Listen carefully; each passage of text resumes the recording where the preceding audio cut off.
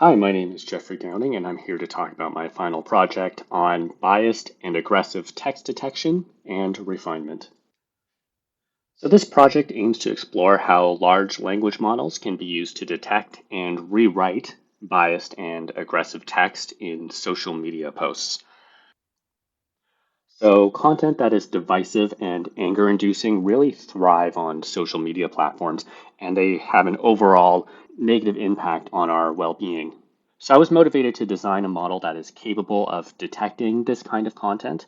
An algorithm like this can be used by users to help them avoid this kind of content. It could also be used by the platform providers as well to help them with their moderation. And it can also provide suggestions to the users themselves. And the model like this could help them express their ideas in a much less divisive way. So, such an algorithm can help create more objective and constructive discourse online. So, my research question is, how do different LLM architectures perform on detecting and refining this biased and aggressive text, as well as what are some of the limitations that can arise from the model's design, as well as the dataset's composition? This project focuses on two key areas. The first is bias and toxic text detection. So, a classification model will be used to determine if a social media post is biased and or toxic. And toxic is being used to refer to posts that are overly aggressive or hostile in some way. The encoder models that will be used are BERT and Roberta, and the evaluation process will be done with precision, recall, and F1 scores. The second key area is aggressive text refinement.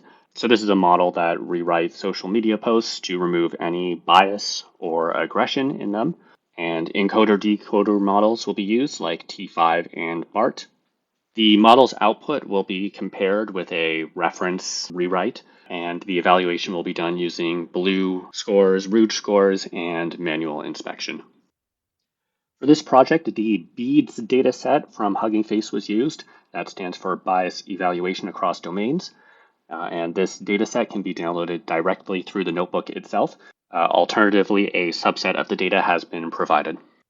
There are two subsets of interest. The first is a text classification dataset. This contains 34,000 social media posts and classifies each as biased or not biased, as well as toxic or not toxic. The second is a language generation dataset. This contains 8,400 posts and rewritten versions alongside them that remove any bias or harmful wording. The rewritten posts were generated with ChatGPT 4, but they were also verified by human experts. So posts with missing labels or missing rewrites were removed from the dataset, and the two of them were split into training, validation, and testing subsets. Approximately 50% of the posts were labeled as biased and 34% labeled as toxic with a 12% overlap, and the remaining 28% were neither biased nor toxic. To handle the imbalance with the toxic label, model performance will be evaluated primarily using the F1 score for both labels as opposed to accuracy itself. The first model involved fine-tuning the BERT architecture. This is BERT-based uncased.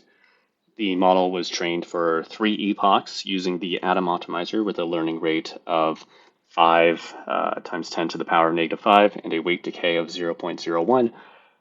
The model achieved an accuracy of 83.6% for detecting bias and 84.4% for detecting toxicity.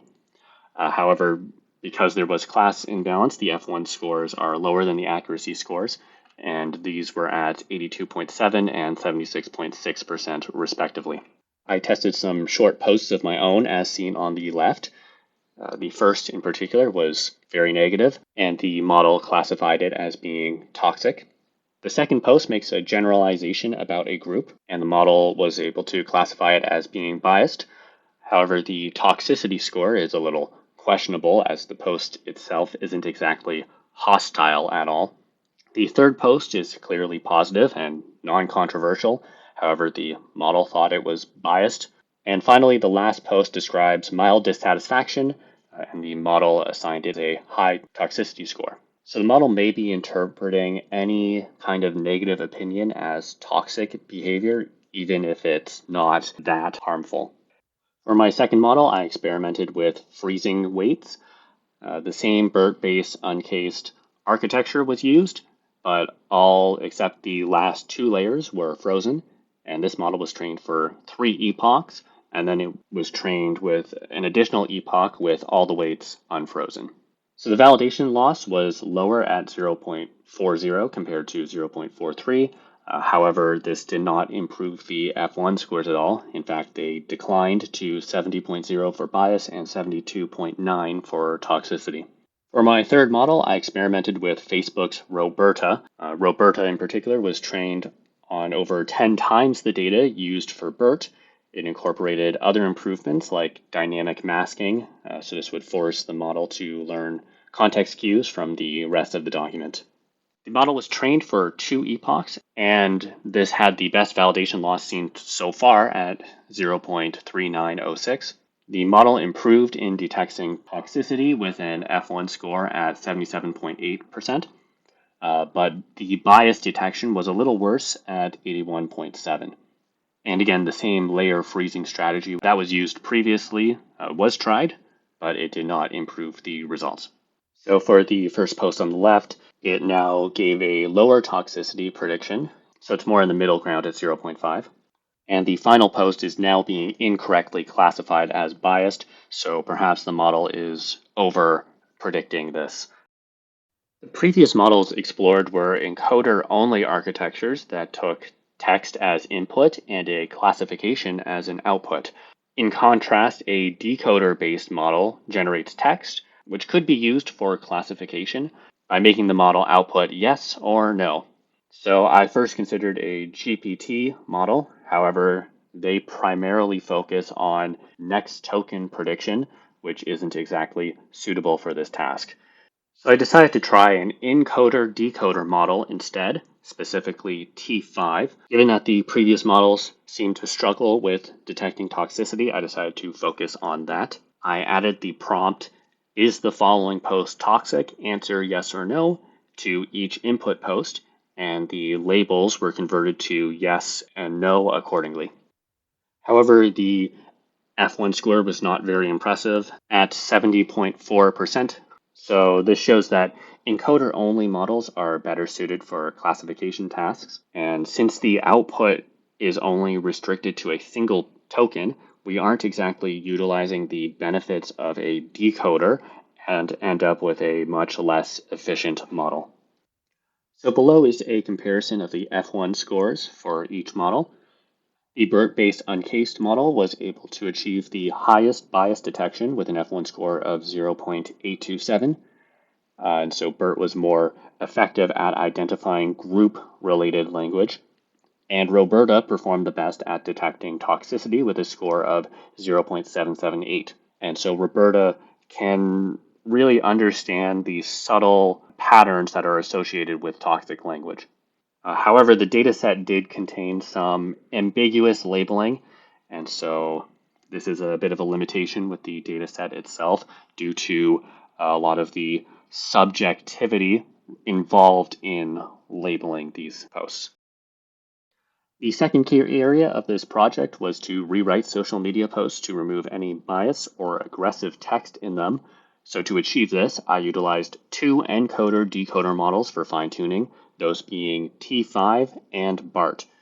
So to generate corrected sentences, the model must be run autoregressively, so the model produces 1 token at a time until the full rewrite is completed.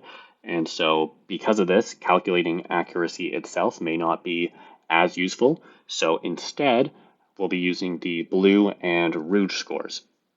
These metrics measure the overlap between the n-grams in the model's output and the reference posts, and these assign a score for how similar they are.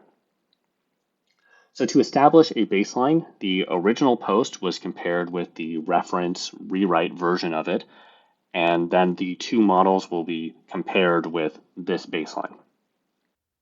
For the first model, I used the T5 architecture, specifically T5 small. So this stands for the text-to-text transformer and was introduced by Google in 2020. This contains over 60 million parameters, and unlike BERT, T5 generates output tokens instead of a classification, and unlike GPT, T5 uses both an encoder and a decoder with self-attention and cross-attention layers. So I added the prompt, remove any bias and aggression from this post. The model was trained to generate rewritten versions of each post and compare the outputs to the reference text, and training was conducted for 20 epochs. So the model achieved a blue score of 0.182. This is an improvement on the baseline. However, the Rouge 1 and Rouge L scores declined. Qualitatively, the model outputs are very similar to the original post, but it was able to remove obvious cases of aggression like all caps or explicitly offensive terms, but it struggled with more subtle forms of aggressive language. For my second model, I experimented with BART. This was introduced by Facebook AI in 2019. BART was trained with many noising functions, including token masking, deletion, sentence shuffling, and document rotation. So training was conducted for 4 epochs, after which the validation loss plateaued. Overall, the rewrites are a lot better. It was able to tone down a lot of the aggression that was seen in some of these posts, and it was able to write some posts in a much more formal way as seen with the post on the right. So while T5 was able to improve the blue score, it was unable to with the Rouge scores. Meanwhile, BART produced the best results with a blue score of 0.211, a Rouge score of 0.5430, and a Rouge L score of 0.4823, making it the best model for this task. In terms of limitations, the dataset did have some questionable labeling, and it's hard for even a human to judge some of these posts without full context or understanding. A key issue encountered was the model's inability to recognize derogatory terms it had not seen in training, in particular region-specific or domain-specific knowledge, and the model struggled with contextual ambiguity, failing to distinguish when a term is being used in a neutral or in a derogatory way. So for future improvement, I would implement a named entity recognition system to sort of help the model identify these words. Also, social media posts can be long and contain multiple sentences, and the refinement models were sort of implicitly classifying which parts of the post were biased or aggressive. So a more efficient approach could be to separate the task into 2 stages and use the classification model to detect where in the post has aggressive language, and then we can use the refinement model to target these areas in particular and create a more targeted fix. In conclusion, this project demonstrates how large language models can be used for both detection and refinement of biased and aggressive text in social media posts. In terms of detection models, encoder-based models such as BERT and Roberta achieved good performance. However, both of the 2 models struggled in their own way. BERT often confused negative sentiment with toxicity, and Roberta tended to overpredict posts as biased. In terms of refinement models, BART outperformed T5 in blue and Rouge scores and was able to make appropriate edits to remove aggression in text. Currently available models can address harmful language to an extent, but improvements in dataset quality as well as understanding context will be needed to develop more reliable models in the future.